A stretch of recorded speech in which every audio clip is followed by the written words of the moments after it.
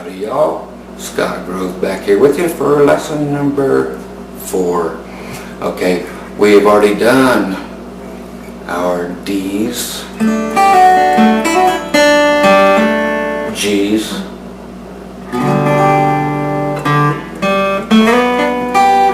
okay,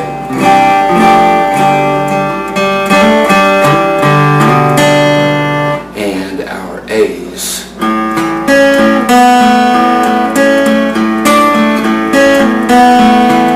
Okay, with all kinds of different things we can throw in there.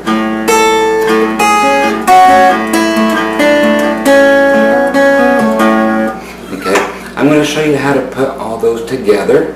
That's just one of many different groups of chords that go very well together, and as time goes by, we'll cover hundreds and hundreds. Okay, so let's just get right to that, get them nice and simple, getting the chords changing at an appropriate time, and then we'll add some fancy stuff in, and probably do a lot more of that in the lesson following this in part 5. Okay, so I'll get right up here with you. Back to the stance.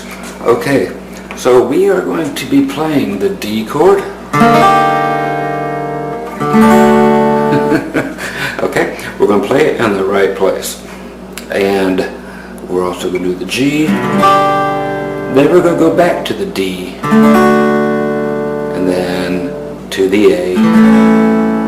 Okay, so our rhythm pattern, for an example, again, you guys do whatever you want, but for right now, just to kind of learn just a basic rhythm.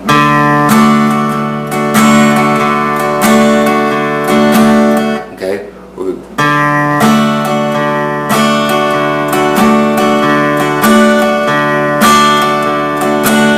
okay, so you're actually going down on just the D string, and you can hit a couple more if you want to.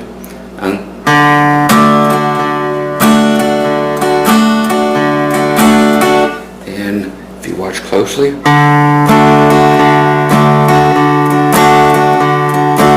so some will be just the D string, down, up, then D string, down, up, or down, down, up.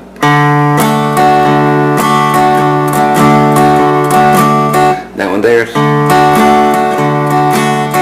da, da, da, down, up, down. So you hit the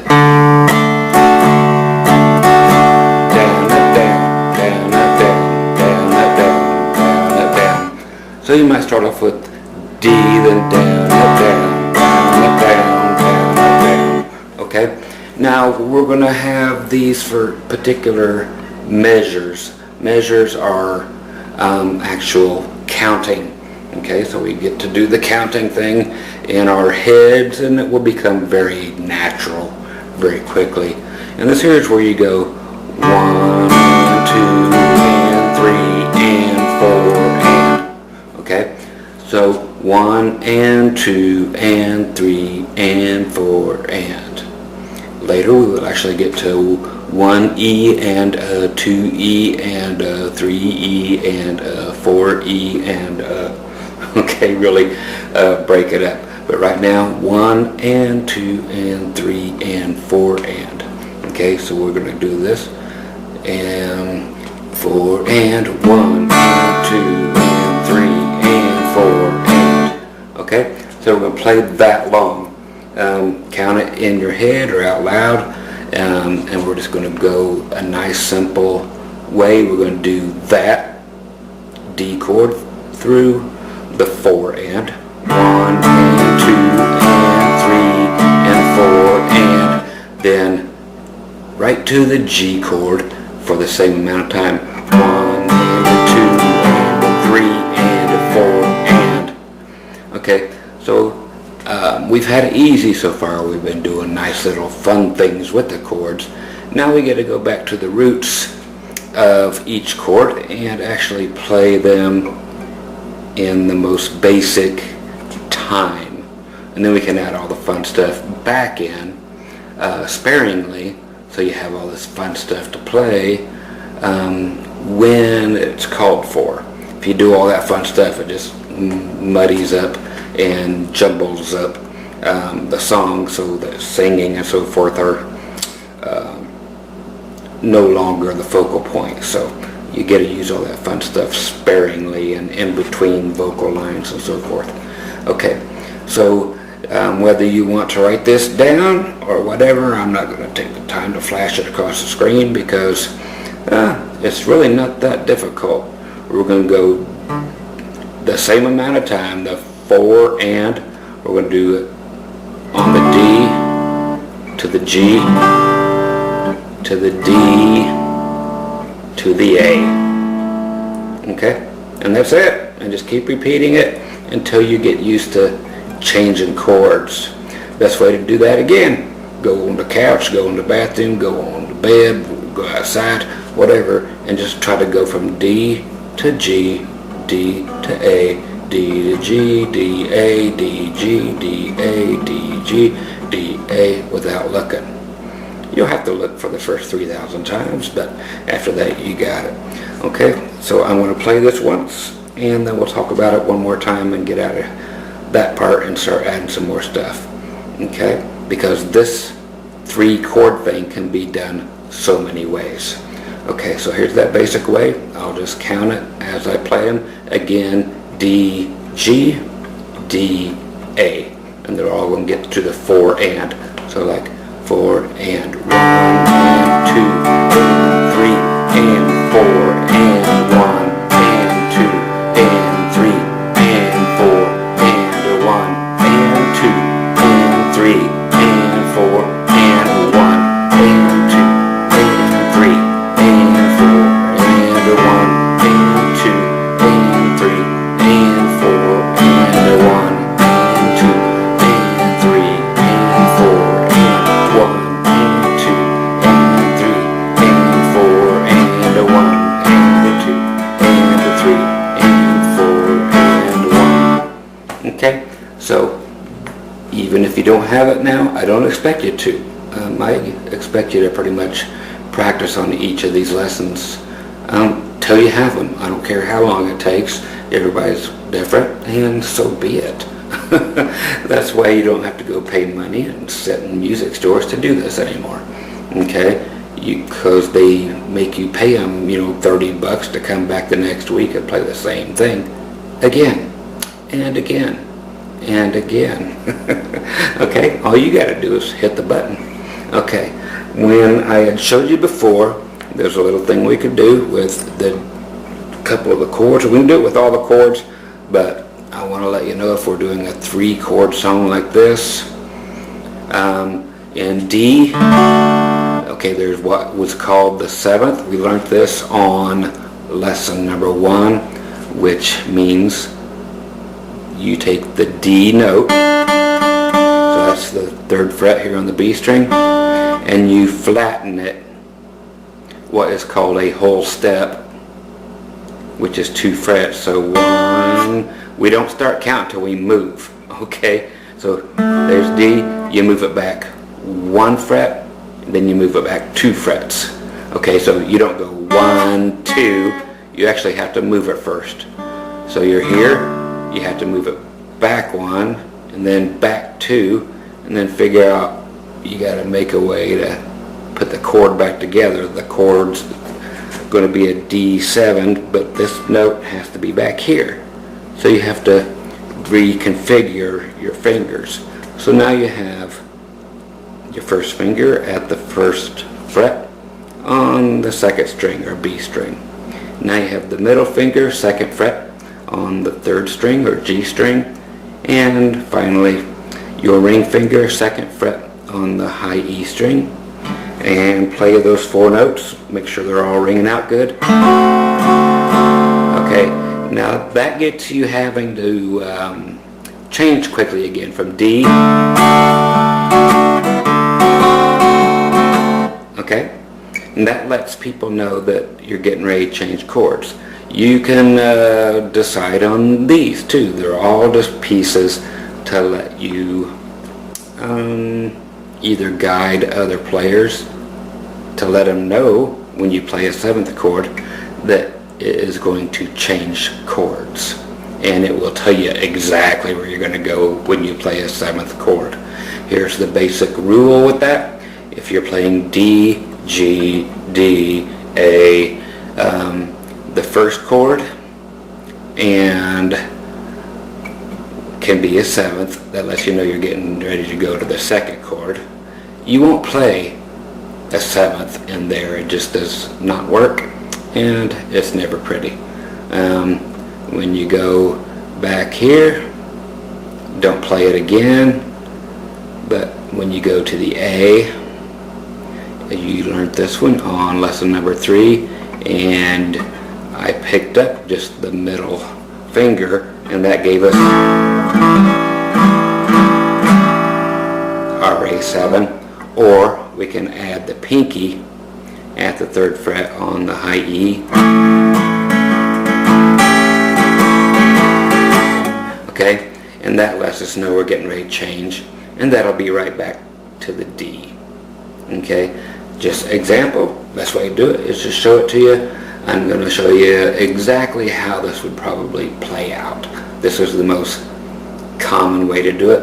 I will count them a little bit softer so you can hear the guitar, okay, and hear when the 7ths come in, okay, and 4 and 1 and 2 and 3 and 4 and 1 and 2 and 3 and 4 and 1 and 2 and 3 and 4 and 1 and 2 and 3 and 4 and 1 and 2 and 3 and 4 and 1 and 2 and 3 and 4. We're going to change it. 1 and 2 and 3 and 4 and 1 and 2 and 1 and 2 and 3 and 4. Okay, so there we get the change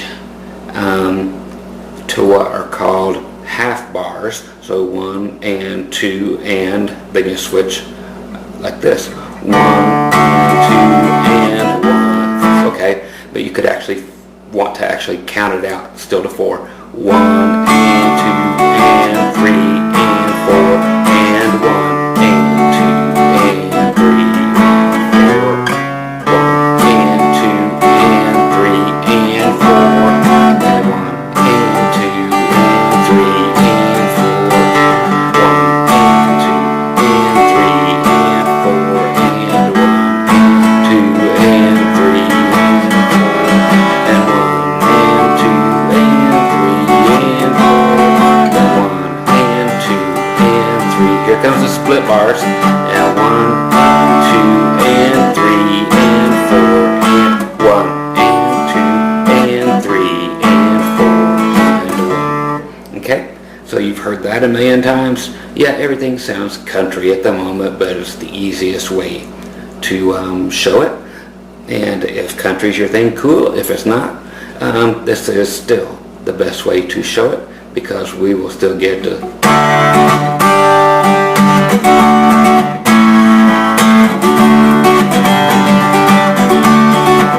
Okay, so this is all just different counts and the way you play it. You know, it's going to be a little happier if you're going to play that way. 1 and 2 and 1 and 2 and 3 and 1. Okay, this here's in a 6/8. It's like 1 and 2 and 3 and 1 and 2 and 3 and 1 and 2 and 3 and 2 and 3 and 1. So it's those same chords. Okay, very cool stuff. It's just all a matter of how you want to do a song, or figure out a song, or write a song. Okay, now when we're adding all the little fluff, all the other stuff we learned in the past 3 lessons, okay, if we were doing the 2 and 3 and 4 and 1 and 2,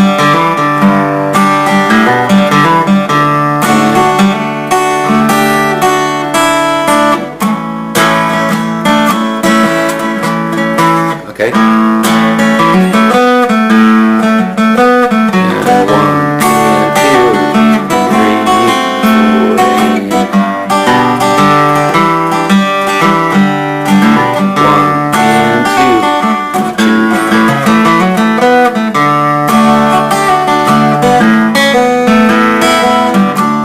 Okay, so all that stuff shows you, kind of blows your mind actually, but it is nothing different than what we learned on each chord in lesson 1, 2, and 3.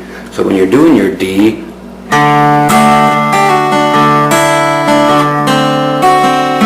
okay, all that is just any combination of what sounds good to you, but of all the little notes that are safe notes that we learned in lesson 1. Pull off, then the 7th, and now I'm just not strumming. I decided to, in the middle somewhere, just start picking straight up because I want to hear the high tinkly strings, not going down on the bass strings, because that's not what I want to hear. When I went to G, I went and did that.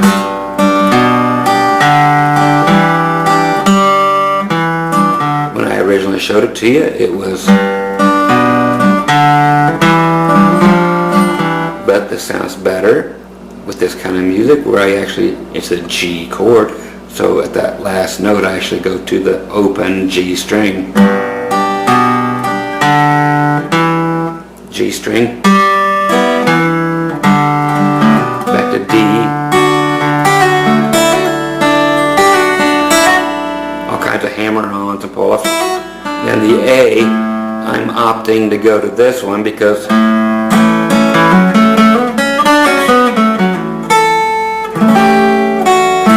all that stuff, remember, and the lesson 3 went.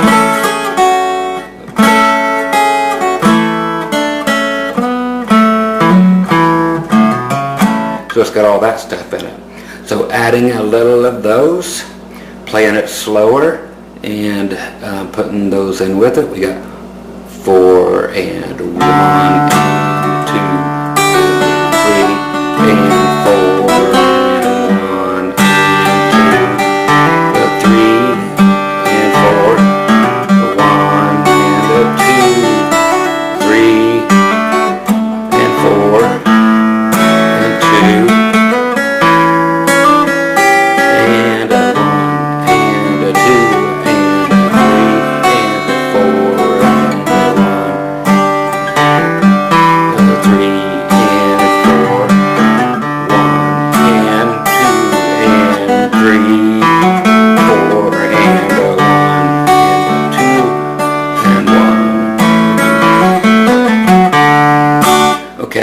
Now that is what is called overly busy, meaning, yes, I'm playing a whole bunch of notes going on. But when you are practicing, it's nice to be able to have that kind of a flow going on. Okay, when nobody's around singing, it's just a great way to practice, get your fingers working, okay? And if you're going faster,